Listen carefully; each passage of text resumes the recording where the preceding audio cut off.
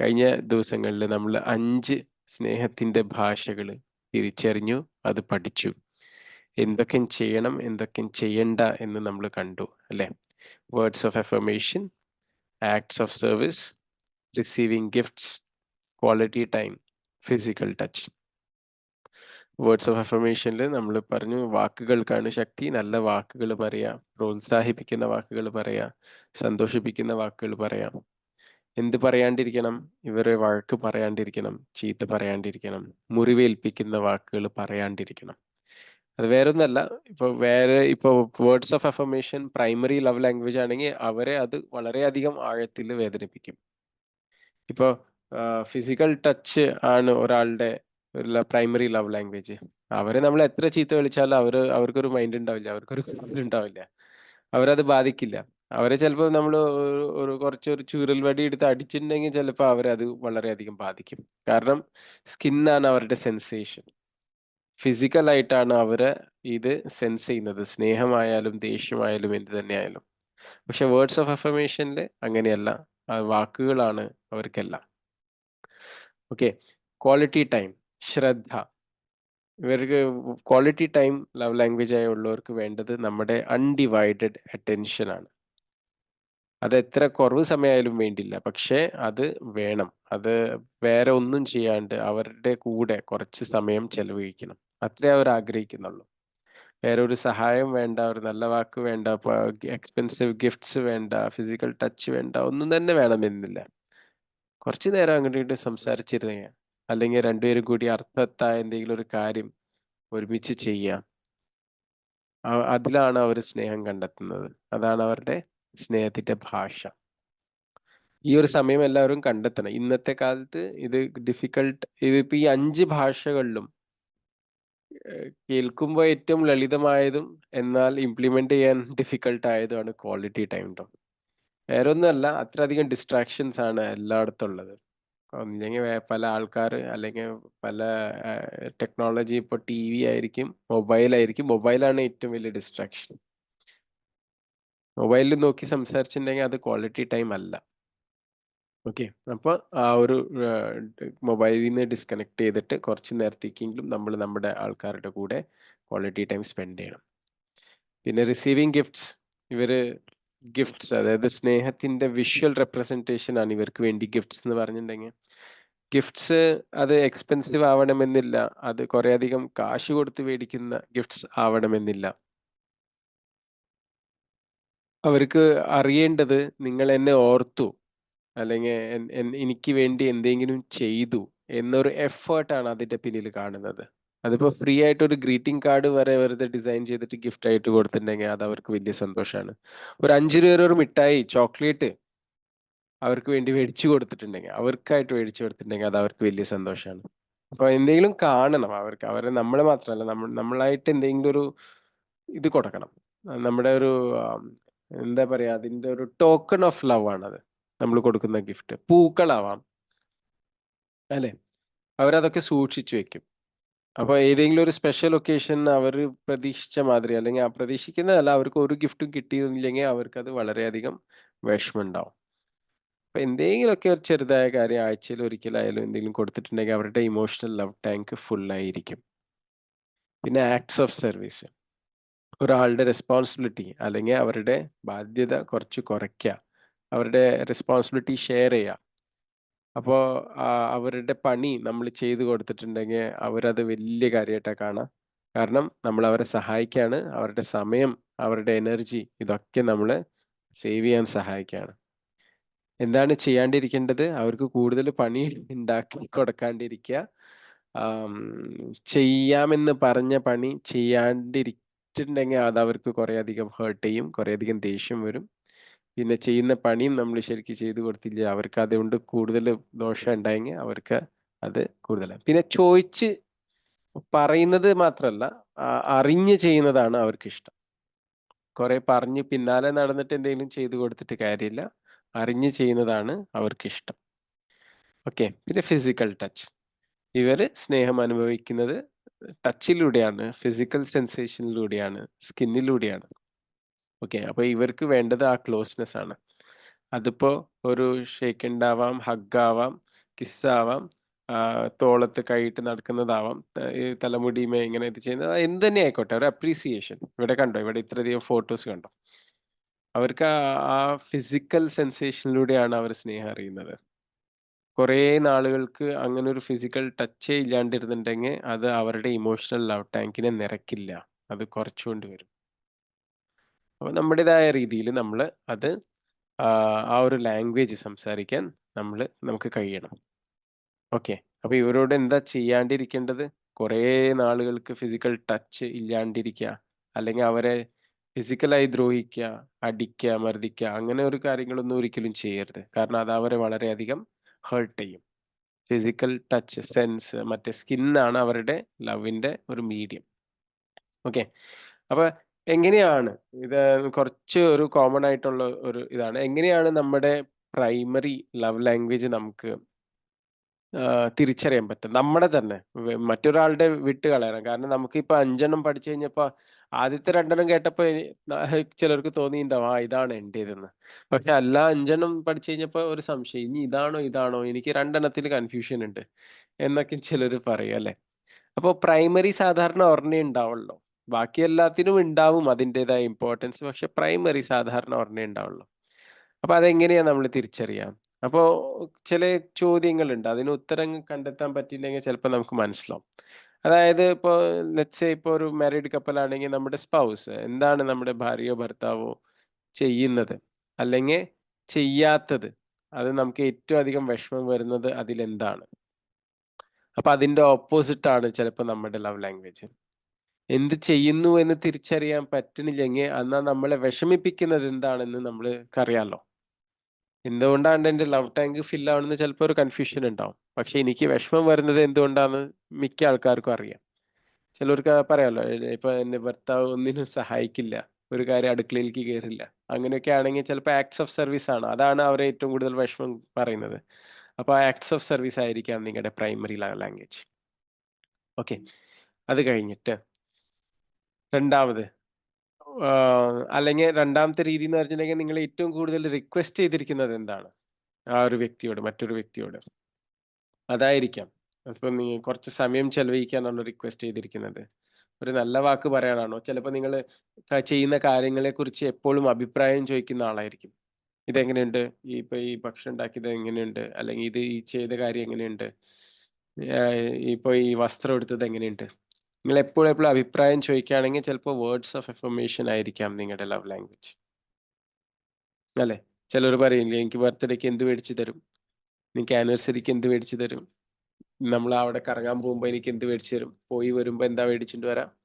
പുറത്ത് പോയി മക്കളൊക്കെ ചിലപ്പോ അച്ഛനമ്മമാരോട് ചോദിക്കില്ലേ? അങ്ങനെയൊക്കെ ആവുമ്പോ അതിന്റെ അർത്ഥം ചിലപ്പോ നിങ്ങളുടെ ലവ് ലാംഗ്വേജ് ഗിഫ്റ്റ്സ് ആയിരിക്കാം. അല്ലേ? അപ്പൊ അതാണ് നമ്മൾ എന്താണ് റിക്വസ്റ്റ് ചെയ്യുന്നത്. ഇത് നമ്മൾ ഒബ്സർവ് ചെയ്തിട്ടുണ്ടെങ്കിൽ നമുക്ക് അറിയാവുന്ന കാര്യമാണ് ട്ടോ. പിന്നെ മൂന്നാമത്തതെന്ന് വെച്ചിട്ടുണ്ടെങ്കിൽ നമ്മുടെ ഇത് അറിയണമെങ്കിൽ നമ്മൾ എങ്ങനെയാണ് നമ്മുടെ ഏറ്റവും അടുത്ത ആൾക്കാരോട് നമ്മുടെ ലവ് എക്സ്പ്രസ് ചെയ്യുന്നത്. അത് തന്നെയായിരിക്കാം നിങ്ങളുടെ പ്രൈമറി ലവ് ലാംഗ്വേജ്. നിങ്ങൾക്ക് അത് തന്നെ തിരിച്ച് കിട്ടുമ്പോഴായിരിക്കാം നിങ്ങൾക്ക് സന്തോഷം ഉണ്ടാവുക. ആരുടെയോ ഓക്കെ, മ്യൂട്ട് ആക്കിയിട്ടുണ്ട്. ഓക്കെ. അപ്പൊ നമ്മൾ എങ്ങനെയാണ് എക്സ്പ്രസ് ചെയ്യുന്നതെന്ന് നമുക്ക് തിരിച്ചറിയാൻ പറ്റും. അത് നമുക്ക് ഒബ്സർവ് ചെയ്യാം. നമുക്കറിയാലോ നമ്മൾ എങ്ങനെയാ എക്സ്പ്രസ് ചെയ്യാറെന്ന്. ഒരു സ്നേഹം വരുമ്പോ നമ്മൾ എന്താ ചെയ്യാ? ഒരാളോട് പോയി കെട്ടിപ്പിടിക്കുകയാണോ ചെയ്യുന്നത്? അവർക്ക് എന്തെങ്കിലും മേടിച്ചു കൊടുക്കാനാണോ ചെയ്യുന്നത്? അവരെ എങ്ങനെയെങ്കിലും സഹായിക്കാനാണോ നോക്കുന്നത്? കുറേയധികം നല്ല വാക്കുകളാണോ പറയുന്നത്? അത് തന്നെയാവാം നമ്മുടെയും പ്രൈമറി ലവ് ലാംഗ്വേജ്. ഓക്കെ. അത് കഴിഞ്ഞിട്ട് വേറെ കുറച്ച് ക്വെസ്റ്റ്യൻസ് എനിക്ക് വന്നത് ഞാൻ പറയാം. ഇതില് ആം, കുറച്ച് ഡിഫിക്കൾട്ട് ക്വെസ്റ്റ്യൻസ് ഉണ്ട്. അതായത് ഇപ്പൊ 10-20 വർഷമായി ഈ ലവ് ലാംഗ്വേജ് ഒന്നും അറിയില്ല. 10-20 വർഷമായി അങ്ങനെ അധികം ഈ സ്നേഹത്തിന്റെ ഭാഷ, ഇമോഷണൽ ലവ് ടാങ്ക് അങ്ങനെയൊന്നും നിറച്ചിട്ടില്ലെങ്കിൽ ഇനി അതിലൊരു മാറ്റം വരാൻ സാധ്യതയുണ്ടോ? 10-20 വർഷമായി വേദനയാണ്, ദേഷ്യമാണ്, നീരസമാണ്. ഇങ്ങനെ അങ്ങോട്ട് കഴിഞ്ഞു പോകുന്നു. ഇനി ലവ് ലാംഗ്വേജ് പഠിച്ചിട്ട് അതിൽ മാറ്റം വരുത്താൻ സാധ്യതയുണ്ടോ എന്ന് ചോദിച്ചിട്ടുണ്ടെങ്കിൽ അതിനുള്ള ഉത്തരം ഒന്നേ ഉള്ളൂ. അതൊരു ചോയ്സ് ആണ്. നമ്മള് നേ ആദ്യവും പഠിച്ചിട്ടുണ്ടല്ലേ? Happiness is a choice. അതേപോലെ തന്നെ what is real love? Real ലവിന്റെയും നമ്മളെ ഉത്തരം അത് തന്നെയായിരുന്നു. അതിന് ഇന്റൻഷണൽ ചോയ്സ്. വേണമെന്ന് വിചാരിച്ച് നമ്മൾ എടുക്കുന്ന തീരുമാനമാണ് റിയൽ ലവ്. അപ്പൊ നമ്മളൊന്നും ചെയ്യാണ്ടിരുന്നില്ലെങ്കിലോ, ഇപ്പൊ നമ്മള് 10, 20 വർഷമായിട്ട് ഓക്കെ ഞാൻ ആ ലവ് ടാങ്ക് നിറച്ചിട്ടില്ല. പക്ഷെ ഞങ്ങളിങ്ങനെ ജീവിച്ചു പോകുന്നു. പക്ഷെ ഇനി നമുക്കൊരു തീരുമാനം എടുക്കാലോ. നമുക്കൊരു മാറ്റത്തിന്റെ തീരുമാനം എടുക്കാവുന്നതേ ഉള്ളൂ. കാരണം ഒന്നും ചെയ്തില്ലെങ്കിൽ ഒന്നും മാറാൻ പോണില്ല. ആ കാര്യം ഉറപ്പാ. ഇങ്ങനെ അങ്ങോട്ട് പോവും. പക്ഷെ നമ്മളിനി ഇല്ല ഞാൻ എൻ്റെ ഇന്ന വ്യക്തിയുടെ ഇമോഷണൽ ലവ് ടാങ്ക് നിറയ്ക്കാനുള്ള തീരുമാനം എടുത്തു കഴിഞ്ഞു. അതാണ് യഥാർത്ഥ സ്നേഹം എന്ന് പറയുന്നുണ്ടെങ്കിൽ നമ്മൾ അതിനു വേണ്ടി ചെറിയ ചെറിയ സ്റ്റെപ്സ് എടുക്കും. അപ്പോൾ മാറ്റങ്ങൾ വരും. തീർച്ചയായിട്ടും വരും.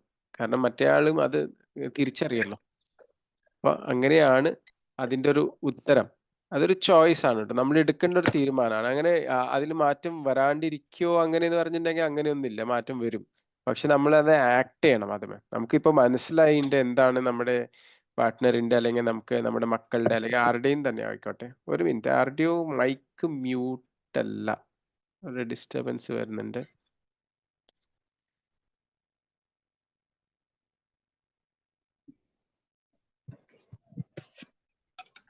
ആ ഹലോ. Mic okay. മ്യൂട്ട് ചെയ്തിട്ടുണ്ട്. അപ്പൊ ആ ഒരു ചോയ്സ് നമ്മൾ എടുത്തിട്ട് നമ്മൾ ആക്ട് ചെയ്യുമ്പോൾ അതിൽ ഡിഫറൻസ് എന്തായാലും ഉണ്ടാവും. ഓക്കെ. എനിക്ക് മറ്റേ ആളുടെ പ്രൈമറി ലവ് ലാംഗ്വേജ് തിരിച്ചറിയാൻ പറ്റിയില്ലെങ്കിൽ എന്ത് ചെയ്യണം? നമ്മുടെ തന്നെ ലവ് ലാംഗ്വേജ് തിരിച്ചറിയാൻ കൺഫ്യൂഷൻ ഉണ്ടല്ലേ? അപ്പൊ മറ്റേ വ്യക്തിയുടെ എങ്ങനെയായിരിക്കുംന്ന് എങ്ങനെ തിരിച്ചറിയാൻ പറ്റും? എങ്ങനെയാണ് എനിക്കറിയാൻ പറ്റുക? അപ്പൊ അതിന് നമ്മളിപ്പോ നേരത്തെ വായിച്ച 3 ക്വസ്റ്റ്യൻസ് ഇല്ലേ? അത് തന്നെയാണ്. അത് തന്നെ നമ്മള് നമ്മുടെ ഈ മറ്റേ വ്യക്തിക്കും വേണ്ടി നമ്മള് ആലോചിച്ച് നോക്കാം. എങ്ങനെയാണ് അയാൾ അല്ലെങ്കിൽ ഇന്ന ആള്, ആളുടെ സ്നേഹം മറ്റുള്ളയാളെ എക്സ്പ്രസ് ചെയ്യുന്നത് സാധാരണ? എന്തിനെക്കുറിച്ചാണ് മറ്റേയാള് ഏറ്റവും അധികം കംപ്ലയിന്റ് ചെയ്യാറുള്ളത്? അല്ലെങ്കിൽ എന്തിനെക്കുറിച്ചാണ് ഈ മറ്റേയാള് റിക്വസ്റ്റ് ചെയ്യാറുള്ളത്? ഇത് തന്നെ ആവാം അവരുടെ പ്രൈമറി ലവ് ലാംഗ്വേജ്. ഓക്കെ. ആഹ് വിജയ മോഹൻ വിജയ മനോഹരൻ. ഞാൻ മ്യൂട്ട് ചെയ്തിട്ടുണ്ട്. ചേച്ചിക്ക് എന്തെങ്കിലും ക്വസ്റ്റ്യൻസ് ഉണ്ടെങ്കിൽ കുറച്ചും കൂടി കഴിഞ്ഞിട്ട് നമുക്ക് അവസാനം ഡിസ്കസ് ചെയ്യാം. അത് അൺമ്യൂട്ട് ആയിട്ട് കുറച്ച് ഡിസ്റ്റർബൻസ് ആവുന്നുണ്ടായിരുന്നു. അപ്പൊ ഞാൻ മ്യൂട്ട് ചെയ്തിട്ടുണ്ട് ട്ടോ. കുറച്ച് നേരം കഴിഞ്ഞിട്ട് അൺമ്യൂട്ട് ചെയ്തോളൂ. അത് കഴിഞ്ഞിട്ട് ആം, മൂന്നാമത്തെ ക്വസ്റ്റ്യൻ ഇതാണ്. എൻ്റെ പാർട്ട്ണറിന്റെ അല്ലെങ്കിൽ എൻ്റെ വീട്ടിലുള്ള ഒരു വ്യക്തിയുടെ പ്രൈമറി ലവ് ലാംഗ്വേജ് എനിക്ക് ഡിഫിക്കൾട്ട് ആണെങ്കിൽ എന്ത് ചെയ്യും? അത് എനിക്കത്ര ഈസി ആയിട്ട് വരുന്നതല്ല. അതായത് ഇപ്പോ ഞാനിപ്പോ അല്ലെങ്കിൽ വളരെയധികം തിരക്കുള്ള ആളാണ്. എനിക്ക് ആക്ട്സ് ഓഫ് സർവീസ് ചെയ്യാൻ പറ്റില്ല. അല്ലെങ്കിൽ എനിക്ക് അങ്ങനെ തൊ തൊ തൊടലും ഇതൊക്കെ അത്ര വശമുള്ളതല്ല. എനിക്കിഷ്ടല്ല. ഞാൻ അങ്ങനെയല്ല വളർന്നത്. ഞാൻ വളരെ റിസർവ്ഡ് ആയിട്ട് വളർന്നു വന്ന ആളാണ്. അപ്പൊ ഞാൻ എന്ത് ചെയ്യണം? ഏ? അല്ലെങ്കിൽ വേർഡ്സ് ഓഫ് അഫർമേഷൻ അത്ര വലിയ നല്ല വാക്കുകളൊന്നും എനിക്കറിയില്ല. അപ്പൊ എങ്ങനെയാണ് അപ്പൊ ഞാൻ എന്ത് ചെയ്യണം എന്ന് പറഞ്ഞു. അപ്പൊ ഇതിനുമുള്ള ഉത്തരം അത് തന്നെയാണ്. നമ്മുടെ ഇതൊരു ചോയ്സ് ആണ്. അപ്പൊ നമുക്ക് നല്ല രീതിയിൽ അറിയില്ലായിരിക്കാം. പക്ഷെ പറ്റുന്ന രീതിയിൽ നമ്മൾ ചെയ്യണം. എനിക്ക് പറ്റിയില്ല ഞാൻ വളരെ തിരക്കുള്ളതാന്ന് പറഞ്ഞിട്ട് നടന്നിട്ടുണ്ടെങ്കിൽ ഒന്നും മാറ്റം വരില്ല. പക്ഷെ ആ തിരക്കിനുള്ളിലും നിങ്ങളൊരു 10 മിനിറ്റ് എടുത്ത് ഇപ്പൊ സപ്പോസ് നിങ്ങളുടെ പാർട്ട്ണറിനെ ആയാലും അല്ലെങ്കിൽ ആരെങ്കിലും സഹായിച്ചിട്ടുണ്ടെങ്കിൽ അത് അവർക്ക് വലിയൊരു കാര്യമാണ്. കാരണം അവർക്കറിയാലോ നിങ്ങൾ എത്ര തിരക്കുള്ള വ്യക്തിയാണെന്ന്. അപ്പൊ ഡിഫിക്കൾട്ട് ആണെങ്കിൽ പോലും അത് ചെയ്യണം. കാരണം അതാണ് റിയൽ ലവ്. അതാണ് നിങ്ങളുടെ ചോയ്സ്. ഡിഫിക്കൾട്ട് ആണെന്ന് പറഞ്ഞ് വേണ്ടാന്ന് വെക്കുന്നത് അത് ഒരിക്കലും ഒരു ചോയ്സ് അല്ല ട്ടോ. അങ്ങനെ ഒരിക്കലും ചെയ്യരുത്. ഡിഫിക്കൾട്ട് ആണെങ്കിൽ പോലും നമ്മുടേതായ രീതിയിൽ ട്രൈ ചെയ്യുമ്പോൾ ആ ട്രൈ ചെയ്യുന്നതും അതൊരു വലിയ കാര്യമാണ് അല്ലെ? ആ ട്രൈ ചെയ്യുന്നത് മറ്റേ വ്യക്തി കാണുന്നുണ്ട്. എത്ര നമ്മുടെ കംഫർട്ട് സോണിൽ നിന്ന് പുറത്ത് പോയിട്ടാണ് നമ്മൾ അവർക്ക് വേണ്ടി ഇന്ന കാര്യങ്ങൾ ചെയ്യുന്നതെന്ന് അവർ അറിയുമ്പോൾ അത് അവരെ അതിലും കൂടുതൽ അവർക്ക് സന്തോഷം നൽകും. പെട്ടെന്ന് അവരുടെ ഇമോഷണൽ ലവ് ടാങ്ക് നിറയും. അപ്പൊ ഈ നമ്മള് തിരിച്ചറിഞ്ഞ കാര്യം നമുക്ക് കുറച്ച് ഡിഫിക്കൾട്ട് ആണ്. നമുക്കത് അത്ര എളുപ്പത്തിൽ പറ്റുന്നില്ല എങ്കിൽ പോലും നമ്മളത് ചെയ്യണം. അതിലാണ് ഏറ്റവും വലിയ കാര്യമുള്ളത്. അതാണ് റിയൽ ലവ്. അതാണ് ഇന്റൻഷണൽ ചോയ്സ്. പിന്നെ ഒരു ക്വസ്റ്റ്യൻ എനിക്ക് വന്നത്, ആം, ഇപ്പോ ലോങ് ഡിസ്റ്റൻസ് ആണ്. ഇപ്പൊ പാർട്ട്ണർ ഗൾഫിലാണ്, അല്ലെങ്കിൽ വേറെ പുറം രാജ്യത്താണ്, അല്ലെങ്കിൽ എപ്പോഴും ഉണ്ടാവില്ല. ഇങ്ങനെ ഇത് വീട്ടില് ഇങ്ങനെ കൊല്ലത്തിൽ ഒരിക്കലോ അല്ലെങ്കിൽ 2 വർഷം അങ്ങനെയൊക്കെ ആവുമ്പോൾ എങ്ങനെയാ ഇത് ചെയ്യുക? ഇപ്പൊ ഇതില് ചില കാര്യങ്ങളില്ലേ, നമ്മുടെ ആക്ട്സ് ഓഫ് സർവീസ് ആവാം. മറ്റേ ഫോണുള്ള കാരണം വേർഡ്സ് ഓഫ് അഫർമേഷൻ പിന്നെയും എളുപ്പമാണല്ലേ. ഗിഫ്റ്റും അങ്ങോട്ടും ഇങ്ങോട്ടും അയച്ചു കൊടുക്കാൻ പറ്റും. ക്വാളിറ്റി സമയം ഓക്കെ. നമ്മൾ വീഡിയോ കോൾ ചെയ്തിട്ട് അങ്ങോട്ടും ഇങ്ങോട്ടും സംസാരിക്കാൻ പറ്റും. പക്ഷേ ആക്ട്സ് ഓഫ് സർവീസും ഫിസിക്കൽ ടച്ചും ഒക്കെ ആണെങ്കിൽ എങ്ങനെയാണ് അത് നിർവഹിക്കുക എന്ന് ഒരു ക്വസ്റ്റ്യൻ വന്നു. ശരിക്കും പറഞ്ഞാൽ ഇതിന്റെ ആൻസർ എന്റെ കയ്യിലില്ല. എന്റെ കയ്യിൽ ഇതിന്റെ ആൻസർ ഇല്ല. ഞാൻ അതിനെക്കുറിച്ച് കുറച്ച് നോക്കിയപ്പോ നെറ്റിലും ഈ ബുക്കിലും പറഞ്ഞിരിക്കുന്നത് you have to get creative എന്നാ പറയുന്നത്. പല രീതികളുണ്ട്, പല സിംബോളിക്കലി ചെയ്യാൻ പറ്റും എന്നൊക്കെയാ പറയുന്നത്. പക്ഷെ അത് എങ്ങനെയാണെന്നുള്ള ഒരു ക്ലാരിഫിക്കേഷൻ അതിനൊരു ബുക്കിന്റെ റെഫറൻസ് ഒക്കെ തന്നിട്ടുണ്ട്. ആ ബുക്ക് എനിക്ക് വായിക്കാൻ കിട്ടിയിട്ടുണ്ടെങ്കിൽ തീർച്ചയായിട്ടും ഞാനത് വായിച്ചിട്ട് അതിനൊരു ക്ലാരിഫിക്കേഷൻ തരാം. പക്ഷെ ഇപ്പോ എന്റെ കയ്യിൽ അതിനുള്ള ഉത്തരമില്ല. അതായത് ആക്ട്സ് ഓഫ് സർവീസും ഫിസിക്കൽ ടച്ചൊക്കെ ലോങ് ഡിസ്റ്റൻസിലാവുമ്പോൾ എങ്ങനെയാ നിർവഹിക്കുക? ആക്ട്സ് ഓഫ് സർവീസും ചിലപ്പോ ഒരുപക്ഷെ ചെയ്യാൻ പറ്റുമായിരിക്കും. ഇങ്ങനെ സഹായങ്ങള് ഓൺലൈനായിട്ട് ബുക്ക് ചെയ്തിട്ടോ, അല്ലെങ്കിൽ ഇപ്പോ എന്തെങ്കിലും ഒരു പണിയാണ്, കുറേയധികം സമയം പോകുന്ന പണിക്ക് വല്ല യന്ത്രങ്ങളുണ്ടെങ്കിൽ ആ യന്ത്രം മേടിച്ചു കൊടുത്തിട്ടോ, അങ്ങനെ അങ്ങനെ ആളുടെ ഒരു റെസ്പോൺസിബിലിറ്റി കുറച്ചു കൊടുക്കുന്നുണ്ടെങ്കിൽ അത് വലിയൊരു കാര്യമാണ്. അപ്പോ പക്ഷെ ഫിസിക്കൽ ടച്ചാണ് ലവ് ലാംഗ്വേജ് എന്നുണ്ടെങ്കിൽ അത് ലോങ് ഡിസ്റ്റൻസിൽ എങ്ങനെ ചെയ്യുന്നുള്ളൊരു ഉത്തരം എൻ്റെ കയ്യിലില്ല. അപ്പൊ അത് എന്നോട് ക്ഷമിക്കണം. അത് വായിച്ച് മനസ്സിലാക്കിയതിന് ശേഷം ഞാനത് പറഞ്ഞുതരാം. ഓക്കെ. അതാണെങ്കിൽ ട്ടോ. പക്ഷെ അതർവൈസ് ബാക്കിയെല്ലാം ഒരുപക്ഷെ നമുക്ക് ക്രിയേറ്റീവ് ആയിട്ട് നോക്കിയിട്ടുണ്ടെങ്കിൽ ചെയ്യാവുന്നതേ ഉള്ളൂ. ലോങ് ഡിസ്റ്റൻസ് ആണെങ്കിൽ പോലും ടെക്നോളജിയുടെ അഡ്വാൻസ്മെന്റ്സ് അത്രയധികം ഉണ്ടല്ലേ. ഓക്കെ. അപ്പൊ ഇത്രയായിരുന്നു ചോദ്യങ്ങള്. ആഹ് അപ്പോ ഇനിയും ചോദ്യങ്ങൾ ഉണ്ടെങ്കിൽ നമുക്ക് ഈ സെഷൻ കഴിഞ്ഞിട്ട് എടുക്കാം. കഴിഞ്ഞ 3-4 ദിവസങ്ങളായിട്ട് ഈ ടോപ്പിക് നമ്മള് കണ്ടുകൊണ്ടിരിക്കുകയാണല്ലേ. ആർക്കെങ്കിലും ഇതിനെക്കുറിച്ച് എന്തെങ്കിലും ഒരു അനുഭവമോ ഇനിയും ചോദ്യങ്ങളോ ഉണ്ടെങ്കിൽ ചോദിക്കാം ട്ടോ. നിങ്ങളുടെ തന്നെ ലവ് ലാംഗ്വേജ് നിങ്ങൾക്ക് തിരിച്ചറിയാൻ പറ്റിയോ? നിങ്ങളുടെ വീട്ടിലുള്ള ആൾക്കാരുടെ ലവ് ലാംഗ്വേജ് തിരിച്ചറിയാൻ പറ്റിയോ? വേറെ വല്ല തിരിച്ചറിവുകൾ ഉണ്ടായോ? എന്തെങ്കിലും ഉണ്ടെങ്കിൽ ഷെയർ ചെയ്തോളൂ. അനു ചേച്ചി. Good morning. ഗുഡ് ഞാൻ മോർണിംഗ്. അനുവാണ്. അപ്പോൾ എന്നെ സംബന്ധിച്ചിടത്തോളം കുറെ വർഷങ്ങൾക്ക് 4 ദിവസം കൊണ്ട് ക്ലാരിഫൈഡ് ആയത്. അത് ഞാൻ ഒട്ടും എക്സാജറേറ്റ് ചെയ്ത് പറയുന്നതല്ല. ഇറ്റ്സ് അതങ്ങനെ തന്നെയാണ് ശരിക്കും പറഞ്ഞു കഴിഞ്ഞിട്ടുണ്ടെങ്കിൽ. ഞാൻ ഞാൻ എപ്പോഴും ഇപ്പൊ ഞാനും പാർട്ട്ണറും തമ്മിലുള്ള ഒരു കാര്യമാണ് ഞാൻ പറയുന്നത്. അപ്പൊ നമ്മളെപ്പോഴും വിചാരിക്കുന്നതല്ല സംഭവിക്കുന്നതെന്നുള്ളത് ശരിക്കും പറഞ്ഞു കഴിഞ്ഞാൽ ഈ 3-4 ദിവസത്തെ ക്ലാസ്സുകൾ കൂടിയാണ് എനിക്ക് മനസ്സിലായത്. The love language between me and my partner is totally different. പക്ഷെ ഞാൻ വിചാരിച്ചിരുന്നത് എങ്ങനെയായിരുന്നു എന്ന് വെച്ച് കഴിഞ്ഞിട്ടുണ്ടെങ്കിൽ, ഇപ്പം ഞാൻ വളരെ ബിസി ആയിട്ടുള്ള ഒരാളാണ്. ഞാനൊരു വർക്കിംഗ് വുമൺ ആണ്. പിന്നെ 2 മക്കളുണ്ട്. വീട്ടിലെ കാര്യങ്ങളെല്ലാം നോക്കണം. അപ്പം പാർട്ട്ണർ, എന്റെ ഹസ്ബൻഡ് എപ്പോഴും എന്റെ അടുത്ത് ഡിമാൻഡ് ചെയ്തിരുന്ന ഒരു കാര്യം എന്ന് വെച്ച് കഴിഞ്ഞാൽ ഒരു ക്വാളിറ്റി ടൈം ആയിരുന്നു. അപ്പൊ ഞാൻ ഓക്കെ. എപ്പോഴും നമ്മളത് സംസാരിച്ച് വരുമ്പോഴും എപ്പോഴും അത് നമുക്ക് എന്താ പറയാ ഒരു ക്ലാരിറ്റിയിലേക്ക് എനിക്ക് ഒരിക്കലും വരാറുണ്ടായിരുന്നില്ല.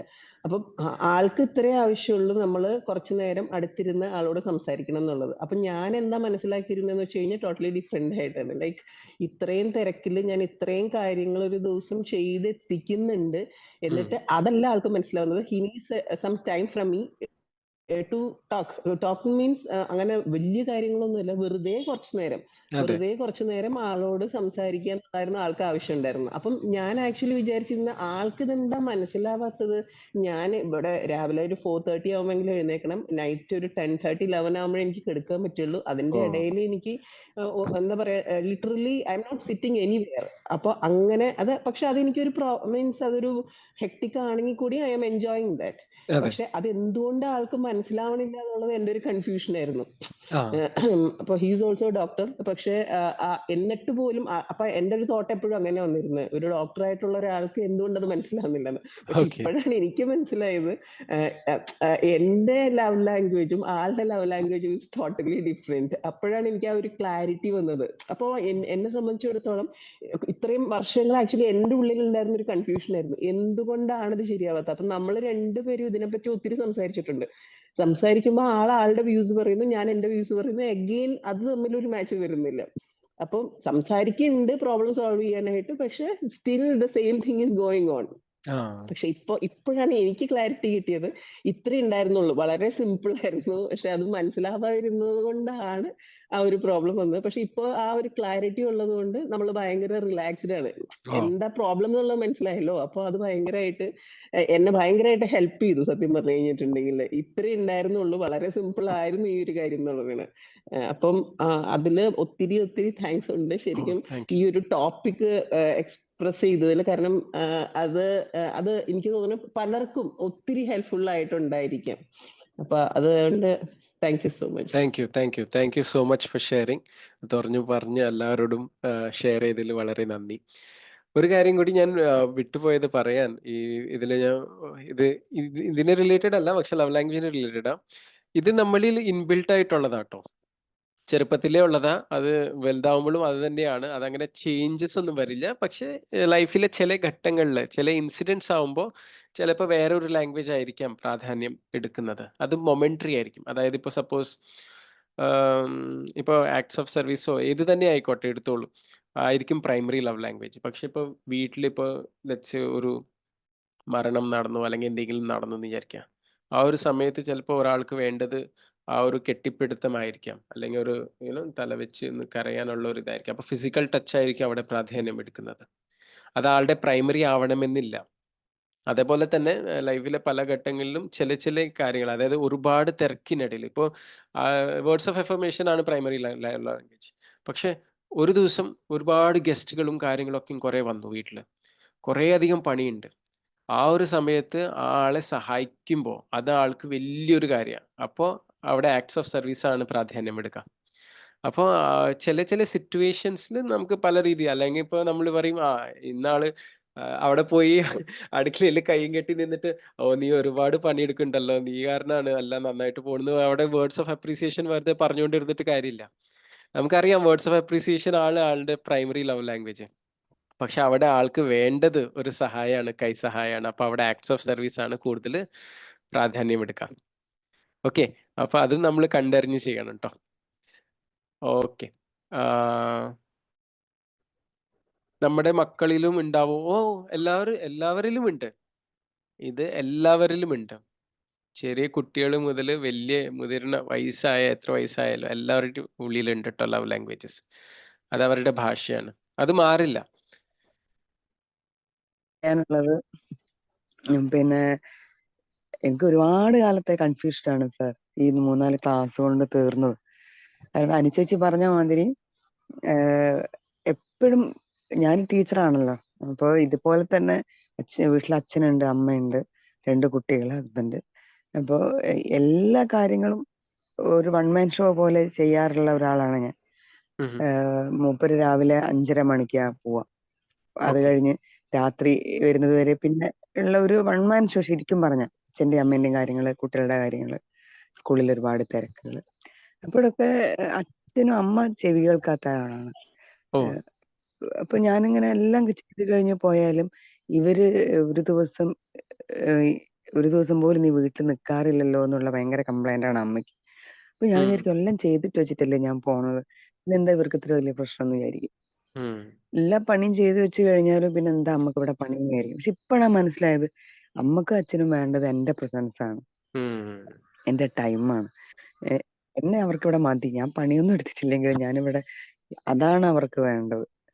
അപ്പം ഈ പണിയെടുത്ത് തീർക്കലോ ഒന്നല്ല, എന്റെ ടൈം, എന്റെ ക്വാളിറ്റി ടൈം കുറച്ചു നേരം അവരുടെ കൂടെ സ്പെൻഡ് ചെയ്താൽ മതി അവർക്ക്. അതാണ് അവർക്ക് വേണ്ടത്. അപ്പൊ അത് എനിക്ക് തെളിവ് ഉണ്ടായിട്ടുള്ളത് ഇപ്പൊ അത് സത്യം പറഞ്ഞാലോ ഈ ഒരു 3-4 ദിവസം കൊണ്ടാണ്. എപ്പോഴും ഹസ്ബൻഡ് ആയാലും പറയും എൻ്റെ അടുത്ത്, ഇത് അനുചേച്ചി പറഞ്ഞ മാതിരി ഇവിടെ വന്നിരിക്കുക, സംസാരിക്കുന്നു.